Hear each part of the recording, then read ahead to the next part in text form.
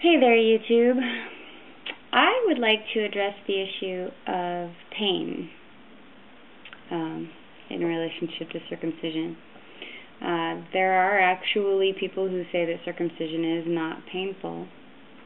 And if you had, if you had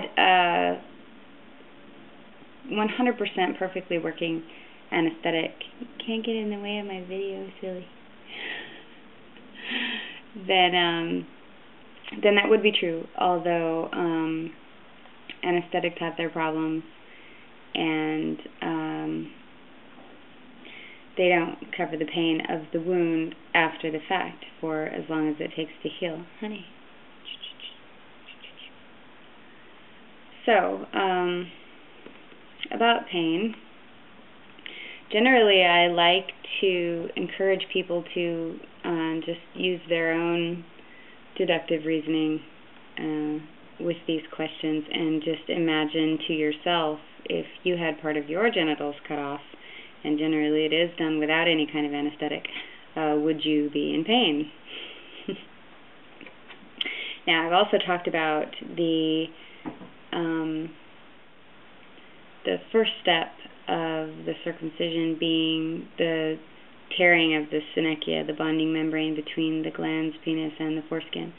You can see my other videos for a little bit more information on that, but that is likely to be the most painful step. But aside from those painful steps, I have a couple of points. Cortisol is a stress hormone produced by the body as a reaction to pain. Testing these levels in the blood is an accurate way of scientifically measuring the level of pain experienced. During a circumcision, cortisol levels in infants reached those consistent with torture, higher even than the government allows in the slaughtering of animals. So what this basically means is that we have government regulations about the pain that we can inflict on animals while they're being killed. The government steps in and says you cannot cause a certain amount of pain in animals, and they use these scientific measurements to enforce that.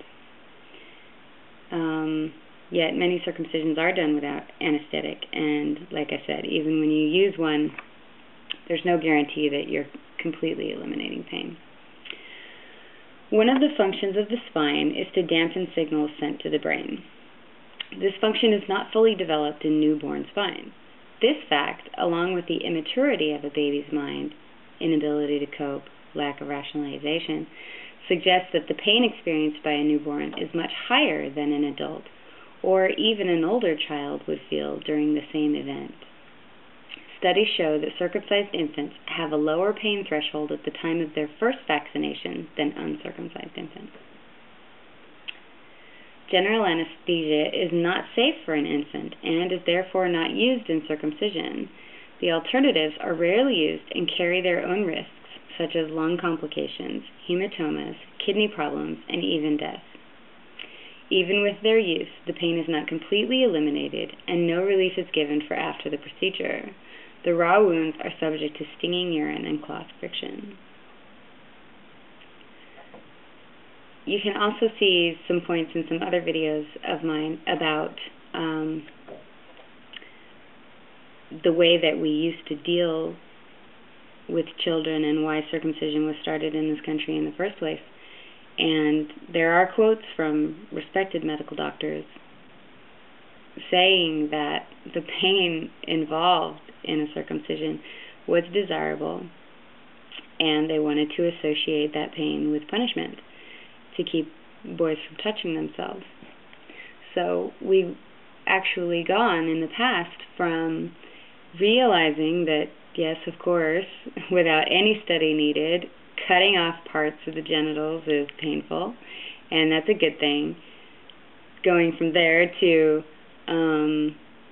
people who want to promote circumcision and want to dissuade any argument against by saying that babies don't feel pain, or saying that now, oh, okay, all right, it's painful, but we use an anesthetic.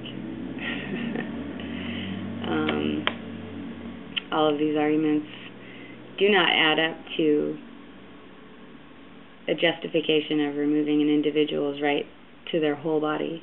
So, though I need to address that particular issue, I still want to reiterate that